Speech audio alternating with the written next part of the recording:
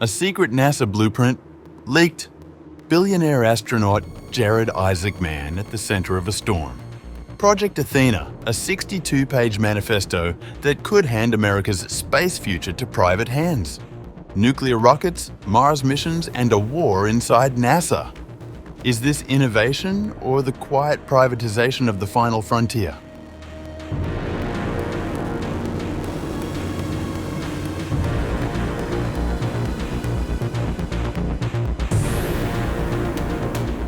In Washington, what began as a quiet internal proposal has erupted into one of the most polarizing revelations in recent NASA history.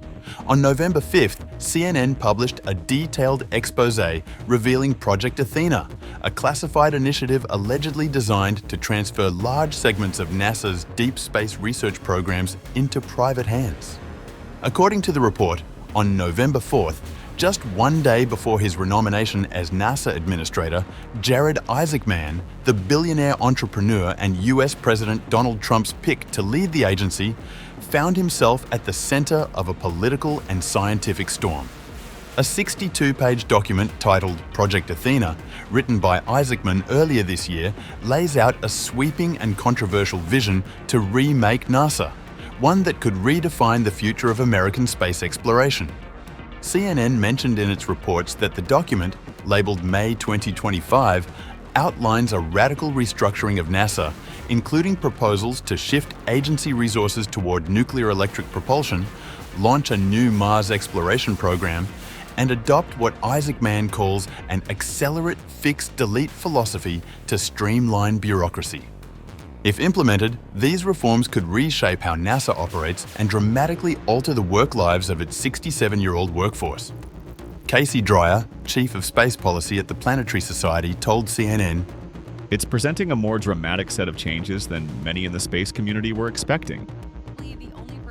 Isaacman, who first rose to prominence as the founder of the payments company Shift4 and later as a private astronaut with SpaceX, confirmed the authenticity of the document on social media. It is true that Athena was a draft plan I worked on with a very small group from the time of my initial nomination, through its withdrawal in May. It is also true that only one 62-page version of the plan, with unique header-footer markings, was delivered in hard copy back in mid-August to a single party. I learned it was leaked to reporters and across industry last week. In his post, Isaacman defended Project Athena as NASA leadership blueprint, saying, Project Athena was always intended to be a living document refined through data gathering post-confirmation. I would think it is better to have a plan going into a responsibility as great as the leadership of NASA than no plan at all. But behind the policy storm is a power struggle. According to Ars Technica and CNN, only 3 hard copies of Project Athena existed, which were distributed by Isaacman to Transportation Secretary Sean Duffy, who is currently serving as acting NASA administrator and his chief of staff. Sources familiar with the matter told CNN the leak may have originated within that circle, part of an effort to spark controversy and potentially derail Isaacman's renomination. Duffy, who has privately expressed interest in keeping the NASA administrator post, has denied the allegation. Isaacman, for his part, struck a conciliatory tone in his post, saying, I have met Secretary Duffy many times and even flew him in a fighter jet at EAA Oshkosh. Probably one of the coolest things a cabinet secretary can do. I have also told many people I think he has great instincts and is an excellent communicator, which is so important in leadership. If there is any friction, I suspect it is more political operators causing the controversy. But the leak has set off a flurry of speculation about how NASA would function under Isaacman's leadership, and whether his ambitious blueprint marks the dawn of a new era or the end of NASA as we know it.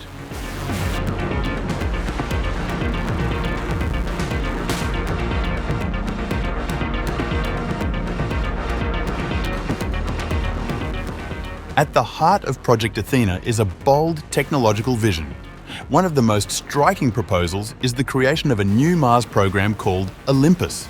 The plan would align NASA's goals with SpaceX's uncrewed Starship mission to Mars, expected as early as next year. A source familiar with the document said, SpaceX was going to do it anyway, a more or less free mission. The idea was that NASA could step in to provide support at minimal cost to taxpayers. The document also dedicates extensive focus to nuclear electric propulsion, a next-generation technology that could revolutionize deep space travel by using small nuclear reactors to generate continuous power for spacecraft. The leaked Athena plan suggests a demonstration mission to dock a nuclear propulsion spacecraft with a crewed vehicle in orbit and proposes repurposing facilities like NASA's Marshall Space Flight Center and Michoud Assembly Facility, currently focused on the Space Launch System, or SLS, toward nuclear research once that program concludes. However, Isaacman's timeline may face constraints. The Trump administration's Big Beautiful Bill, passed this summer, extends the SLS program through at least 4 more missions. On November 4th, Isaacman acknowledged that reality, writing, Eventually transition to an affordable, repeatable lunar architecture that supports frequent missions. When that foundation is built, shift resources toward the near impossible that no one else will work on, like nuclear electric propulsion. To be clear, the plan does not issue a directive to cancel Gateway or SLS. In fact, the word gateway is used only 3 times in the entire document.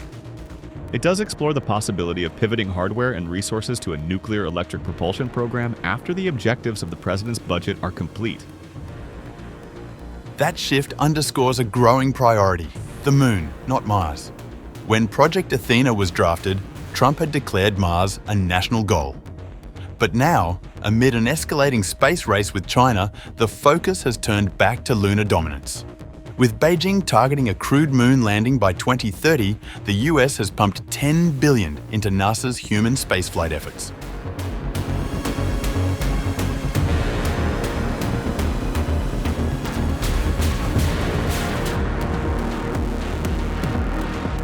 But questions loom over Artemis III, NASA's planned lunar landing mission, which currently depends on SpaceX's Starship. Interim Administrator Sean Duffy recently told reporters he may consider bringing Blue Origin back into the mix, prompting Elon Musk to mock him online as Sean Dummy. Isaacman, a close Musk ally, has not said whether he supports keeping SpaceX on the Artemis project. A source told CNN his stance is pragmatic. He'll work with whichever company delivers a safe and ready lander first. Isaacman, in his post, stressed that Athena was never about favoritism or privatization, writing, The plan never favored any one vendor, never recommended closing centers, or directed the cancellation of programs before objectives were achieved. It valued human exploration as much as scientific discovery. But perhaps the most contentious part of Project Athena isn't the technology, it's the philosophy. The document calls for taking NASA out of the taxpayer-funded climate science business and leaving it for academia to determine. Critics say that move could cripple the nation's ability to gather environmental data, while supporters argue it would free NASA to focus on deep space exploration. Athena also proposes adopting a science-as-a-service model, where NASA purchases data from commercial satellite operators instead of launching its own. Casey Dreyer told CNN, It places a lot of faith in the commercial marketplace to deliver in ways that it hasn't been tested on. The Project Athena document was prepared in a different era, but Isaacman's renomination is an opportunity to re-engage with these proposals, particularly as they relate to science. Meanwhile, the agency has already lost nearly 4,000 employees under the Trump administration's deferred resignation program. Speaking on the development, former astronaut Jared Isaacman, a SpaceX advisor, said, It's good to see that he wants to reevaluate NASA's risk culture, but it's very difficult to know at the moment if you're going too far or not. As Washington debates Isaacman's confirmation and NASA braces for transformation, one thing is certain. The man once known for private space tourism is now poised to chart the next course for America's public space legacy.